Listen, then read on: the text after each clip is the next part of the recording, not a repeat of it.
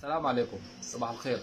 طبعا انتوا حاليا نايمين ونحن مساهرين، لانه انا حاليا قبل شويه نزل لي الليسته زي ما انا وعدتكم انه هقول لكم الاسماء بتاع قرى شبه الجزيره اللي هتشتغل فيها الشبكه بشكل تدريجي من بدايه.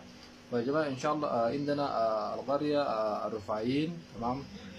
وعندنا الششاب، وعندنا ام عكشه، وعندنا ام عشه، وعندنا ايضا البويضاء، وعندنا ودراوه، وعندنا تنبول، وعندنا العوايده، وعندنا كترنج، وعندنا فاتحة الجعلين، وعندنا الحاج موسى، وعندنا ود الفاتني، وعندنا مرزوق، وعندنا الحنظلاب، وعندنا العيدج، وعندنا السيال، وعندنا ود مقبول، تمام.